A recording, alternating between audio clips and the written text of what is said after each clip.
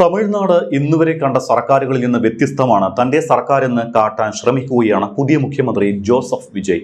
സംസ്ഥാനം 50 വർഷത്തിലധികം കണ്ടത് ദ്രാവിഡ രാഷ്ട്രീയമാണ്. തന്റേത് ജനകീയ ജനോപകാരപ്രദമായ രാഷ്ട്രീയമാണ് എന്ന് ഉറക്കെ വിളിച്ചു പറയുന്നു വിജയ്. ആ ദിശയിലേക്കുള്ള നടപടികളും തുടങ്ങി. ജനങ്ങൾക്ക് നൽകിയ വാക്ക് പാലിക്കുന്ന സർക്കാരാണ് തന്റേത് എന്ന് തെളിയിക്കുന്നു ജോസഫ് വിജയ് എന്ന തമിഴ്നാടിന്റെ മുഖ്യമന്ത്രി. തമിഴ്നാട്ടിലെ 717 ടാസ്മാക് മദ്യശാലകൾ പൂട്ടാനുള്ള ഉത്തരവ് പുറത്തിറക്കിയാണ് വിജയ് സർക്കാർ ജനങ്ങളോടുള്ള പ്രതിബദ്ധത ആദ്യമായി തെളിയിക്കുന്നത്. തെരഞ്ഞെടുപ്പിന് മുൻപ് തന്നെ മദ്യശാലകൾക്ക് പൂട്ടിട്ട് ലഹരി മാഫിയയ്ക്ക് കൂച്ചുവിലങ്ങിടും എന്നത് വിജയിയുടെ പ്രഖ്യാപനമായിരുന്നു. ഈ പ്രഖ്യാപനമാണ് സർക്കാർ ചുമതലയേറ്റ 3-ാം ദിവസം തന്നെ ഉത്തരവിറക്കി വിജയ് വാക്ക് പാലിക്കുന്നത്.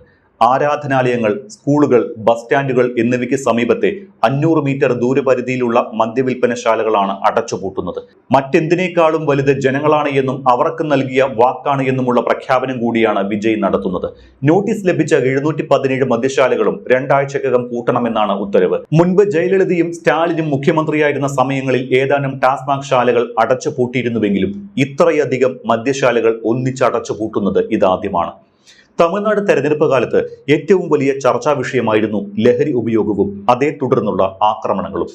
സ്റ്റാലിൻ സർക്കാരിനെ വിമർശിക്കാൻ വിജയ് ആയുധമാക്കിയതും ടാസ്മാക് അനുവദിക്കുന്നതിലെ ക്രമക്കേടുകളാണ്. തമിഴ്നാട്ടിലെ അംഗീകൃത മദ്യശാലകളായ ടാസ്മാക്കുകൾക്ക് അനുമതി നൽകുന്നതുമായി ബന്ധപ്പെട്ട് കോടികളുടെ അഴിമതി ആരോപണം വിജയ് സ്റ്റാലിൻ സർക്കാരിനെതിരെ ഉന്നയിച്ചിരുന്നു. DMK സർക്കാരിനെ ഏറ്റവും അധികം പ്രതിരോധത്തിലാക്കിയതും ടാസ്മാക് അഴിമതിയായിരുന്നു. DMK സർക്കാരിന്റെ കാലത്തെ ടാസ്മാക് അഴിമതി കേസിൽ അന്വേഷണം പുരോഗമിക്കുകയാണ്. DMK സർക്കാർ ഏറ്റവും അധികം പ്രക്ഷോഭങ്ങൾ നേരിട്ടതും ഒരുപക്ഷെ ടാസ്മാക് അഴിമതിയുടെ പേരിലായിരിക്കും. ടാസ്മാക്കുകൾ കൂടുതൽ തുറക്കാനുള്ള തീരുമാനത്തിൽ DMKയെ കടന്നാക്രമിച്ചുകൊണ്ടായിരുന്നു വിജയുടെ ഓരോ പ്രചാരണങ്ങളും നടന്നതും. അതെല്ലാം വിജയുടെ പെട്ടിയിൽ വോട്ടായി വന്നിട്ടുണ്ട് എന്ന് കരുതണം. ഇവിടെയാണ് തന്റെ സമൂഹത്തോടുള്ള കരുതൽ പ്രകടമാക്കുന്ന വിജയുടെ തീരുമാനം.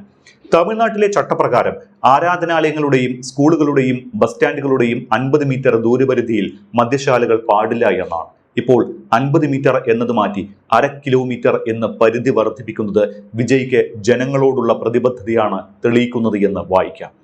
1/2 കിലോമീറ്റർ ചുറ്റളവിലുള്ള മദ്യശാലകൾക്ക് പൂട്ടി വീഴുമ്പോൾ വിദ്യാഭ്യാസ സ്ഥാപനങ്ങൾക്ക് സമീപം പ്രവർത്തിക്കുന്ന 186ഉം ആരാധനാലയങ്ങൾക്ക് സമീപത്തെ 276ഉം ബസ് സ്റ്റാൻഡുകൾക്ക് സമീപത്തെ 255ഉം ടാസ്മാക് വിൽപ്പനശാലകളാണ് ഇല്ലാതാകുന്നത്.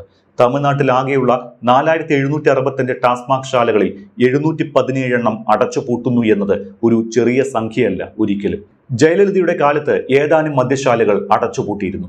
സ്റ്റാലിൻ സർക്കാരിന്റെ കാലത്ത് ആകെ അടച്ചുപൂട്ടിയത് 90 ടാസ്മാക് ശാലകളും. ഇതുമായി താരതമ്യം ചെയ്യുമ്പോഴാണ് എത്ര വലിയ ഉത്തരവാദിത്വമാണ് വിജയ് നിറവേറ്റിയിട്ടുള്ളത് എന്നും മനസ്സിലാകും. ചൊവ്വാഴ്ച രാവിലെ ഒപ്പുവെച്ച ഉത്തരവ് എത്രയും വേഗം പ്രാബല്യത്തിൽ വരുത്താനാണ് ശ്രമം. അതേസമയം വിജയ് സർക്കാരിനുള്ള പിന്തുണ വർദ്ധിച്ചു വരുന്നതായാണ് വിവരം. അണ്ണാ DMKയിലെ ഒരു വിഭാഗം വിജയ് സർക്കാരിനെ പിന്തുണച്ചേക്കുമെന്ന് റിപ്പോർട്ടുകളുണ്ട്. AIDMKയിലെ SP വേലുമണി, C ഷൺമുഖം എന്നീ MLA-മാരുടെ നേതൃത്വത്തിലാണ് ഒരു വിഭാഗം വിജയ്ക്കൊപ്പം ചേരാൻ തീരുമാനിച്ചിരിക്കുന്നത്. AIDMKയിലെ പിളർപ്പും പൊട്ടിത്തെറിയും മറന്നീക്കി പുറത്തു വരുന്നതിന്റെ ലക്ഷണമാണ് ഇത്. വിജയെ കണ്ട് പിന്തുണക്കത്ത് കൈമാറുന്നതോടെ AIDMKയിലെ വിമത വിഭാഗം TVKയ്ക്കൊപ്പം ചേരുകയും ചെയ്യും. ആജന്മ ശത്രുക്കളുടെ ആലയിൽ പാർട്ടിയെ കൊണ്ടുകെട്ടാൻ ശ്രമിച്ചു എന്ന ഗുരുതര ആരോപണം എടപ്പാടി പളനിസ്വാമിക്കെതിരെ ഉന്നയിച്ചുകൊണ്ടാണ് ഒരു വിഭാഗം AIDMK MLA-മാർ പാർട്ടി വിട്ട് TVKയ്ക്കൊപ്പം ചേരാൻ തീരുമാനിച്ചിരിക്കുന്നത്. AIDMKയുടെ ആകെയുള്ള 47 MLA-മാരിൽ 30 പേരും പാർട്ടി വിടുമെന്നാണ് അറിയുന്നത്.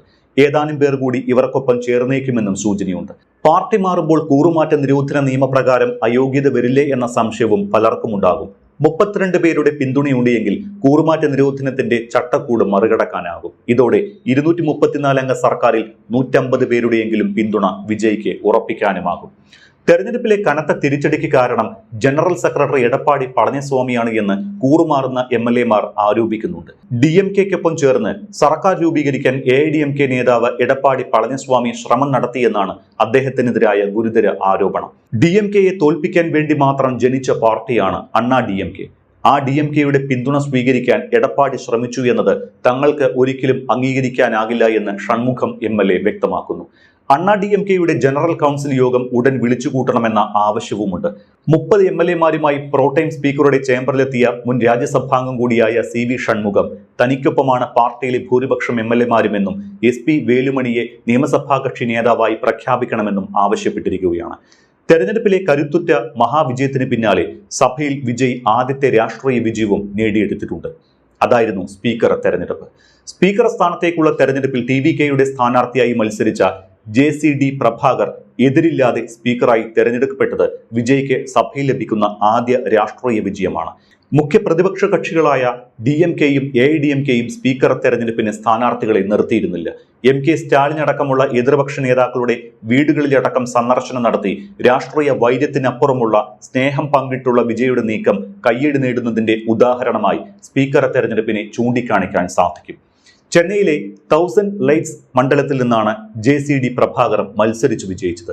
മുൻപ് MGR, ജയലളിത കാലഘട്ടങ്ങളിലും ഇപ്പോൾ വിജയുടെ കാലത്തും MLA ആയതിലൂടെ 3 തലമുറകളുടെ MLA ആകുകയാണ് JCD പ്രഭാകർ. പ്രഭാകരന്റെ ഈ പരിചയ സമ്പത്ത് സഭാ നടപടികൾ നിയന്ത്രിക്കുന്നതിൽ ഏറെ ഗുണം ചെയ്യുമെന്ന് TVK കണക്കുകൂട്ടുന്നു. 4.5 പതിറ്റാണ്ടിലേറെ കാലത്തെ പൊതുപ്രവർത്തന പാരമ്പര്യമുണ്ട് പഴയ AIDMK നേതാവിന്. 1980-ൽ 28-ാമത്തെ വയസ്സിൽ പ്രഭാകർ ആദ്യമായി MLA ആയി AIDMK ടിക്കറ്റിൽ. മുതിർന്ന AIDMK നേതാവും മുൻ മുഖ്യമന്ത്രിയുമായ O. പനീർസെൽവത്തിന്റെ വിശ്വസ്തൻ. പതിറ്റാണ്ടുകളോളം പനീർസെൽവത്തിന്റെ വിശ്വസ്തനായിരുന്ന പ്രഭാകർ 2026 ജനുവരിയിൽ TVKയ്ക്കൊപ്പം ചേർന്നു. ഇപ്പോൾ വീണ്ടും MLA ആയി.